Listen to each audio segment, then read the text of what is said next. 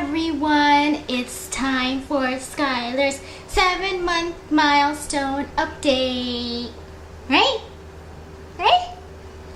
I'm sorry if this video is going to take longer than it should be because of this one. She is so mobile now that it'll probably take her like 2 minutes to sit on my lap and get distracted with toys, and then she'll wanna just do her own thing and crawl everywhere. Let's get started. So Skylar here turned 7 months on July 2nd, and I always do this at the end of the month because I feel like if I do it at the beginning of the month when she does turn exactly what month she should be, I feel like I'm missing a bunch more of the milestones that she's accomplished throughout the month. So I wait till the end of the month to really see how her development is. So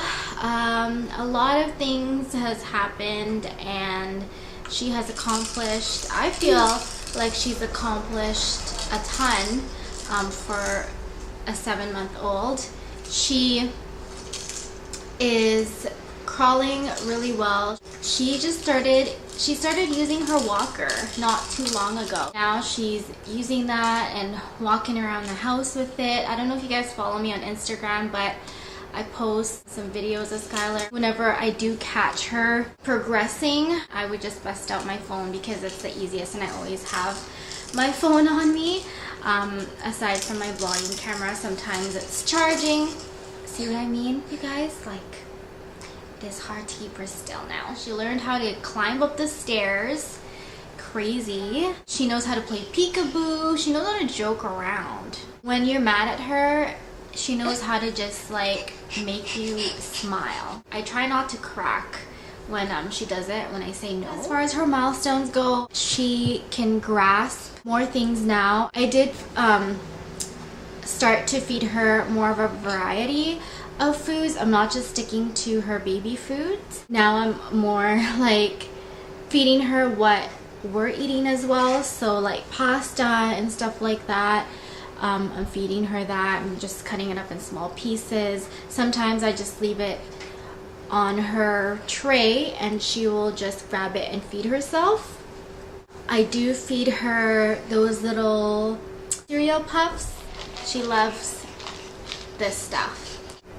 So I do feed her this in between, like for snacks.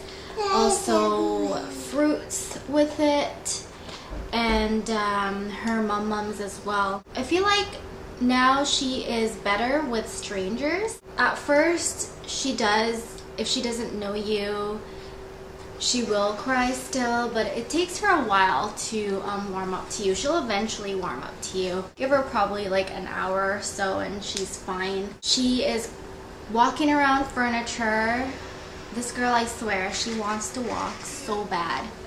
I'm sorry guys for my nails. It's so ratchet because I did them, and of course I do a lot of dishes, so yeah, look at this one.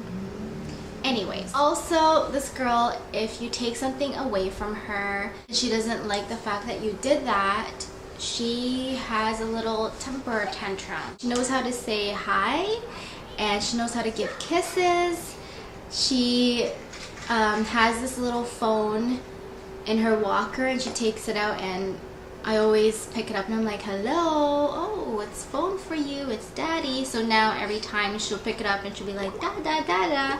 That's all who she knows to talk to is her dad.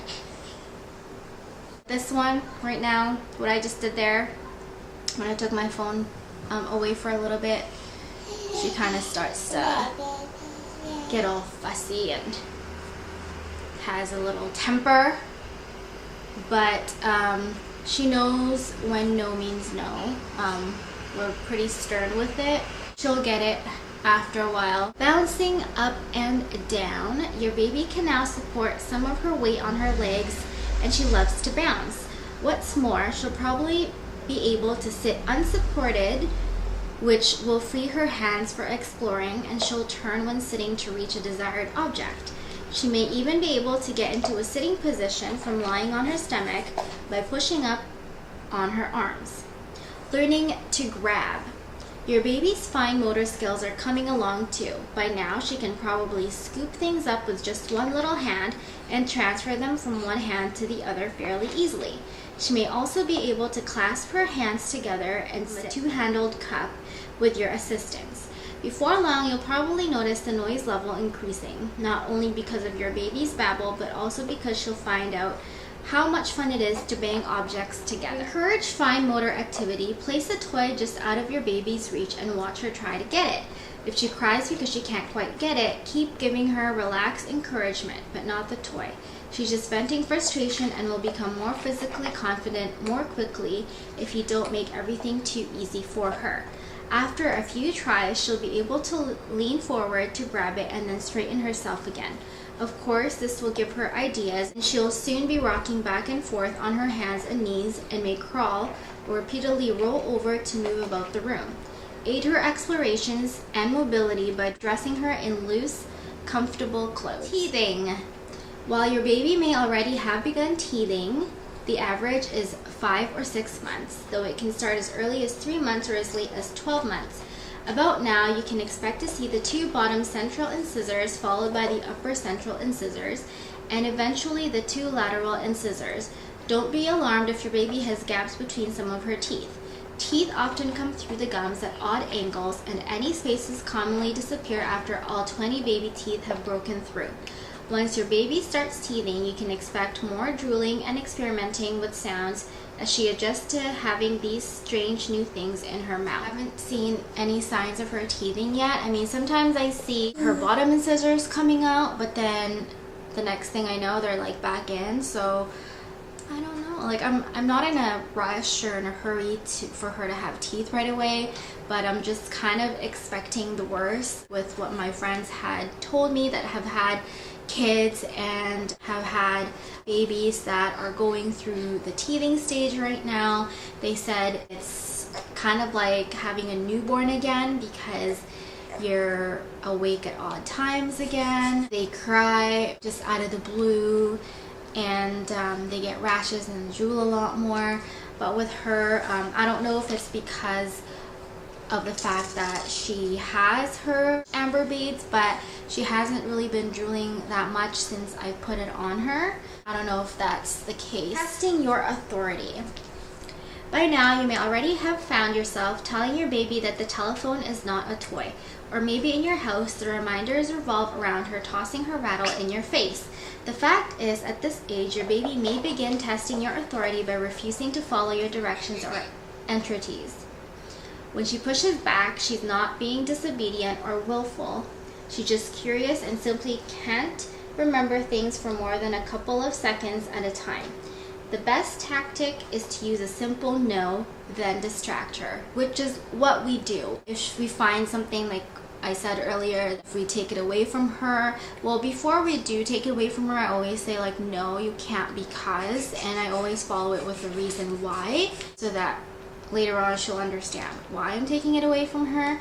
And she does get fussy about it because she wants it, but we always tell her no, like we're firm with it, and we give her another toy instead of what she's playing with that she's not allowed to play with. Beginnings of separation anxiety. If your baby is anxious when she's away from you during the day, her concern will be compounded at bedtime. When she wakes up at night, even for a moment, she'll know you're nearby and will be vocal about trying to get your attention. You'll feel torn about the strong urge to scoop her up and take her to bed with you, and the voices of those who tell you that to do so is to spoil her. Don't worry, it won't hurt to indulge her occasionally, not always, by bringing her into bed with you. When the separation anxiety disappears, you can teach her to sleep by herself again. Of course, if you've opted for the family bed, you'll always be close at night. Your baby's reluctance to be separated from you may delight you, but may also frustrate you at times.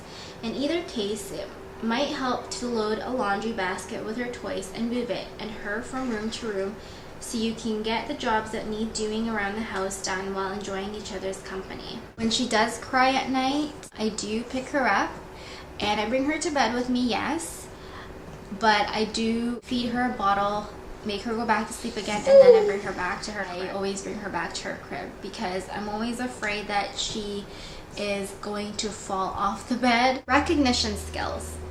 Your baby now actively engages in hiding games and can remember that the Jack in the Box pops up at the end of the song.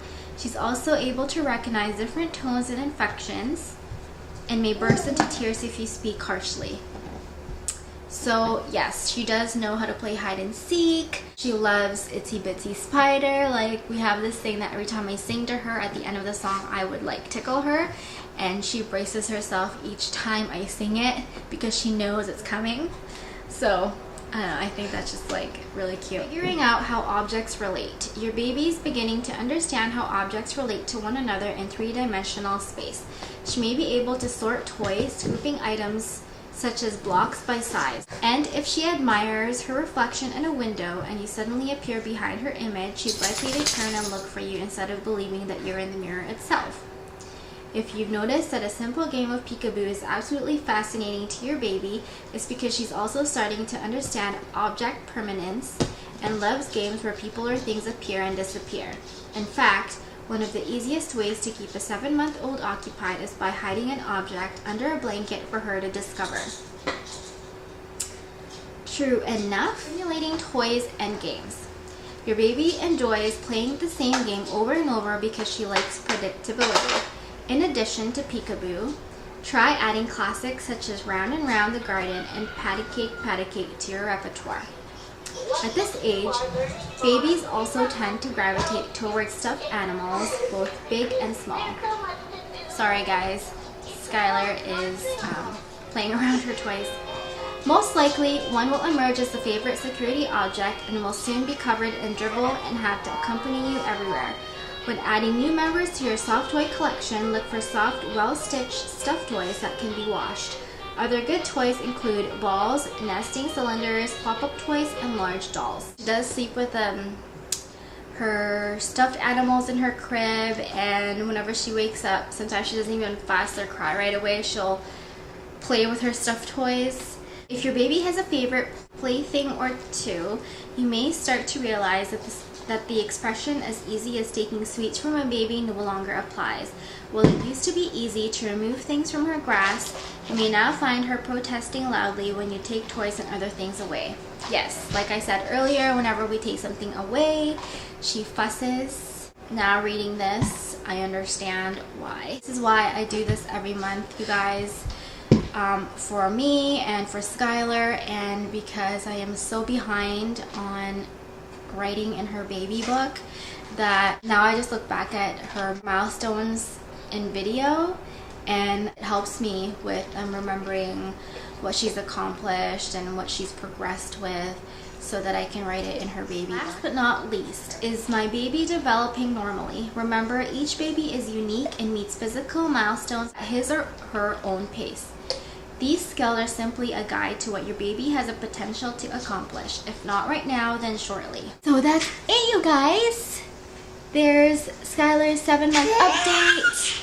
I'm not sure how I'm going to do this next month with her because she is so mobile and wants to just do her own thing, like so. So I may just end up filming it on my own. Who knows?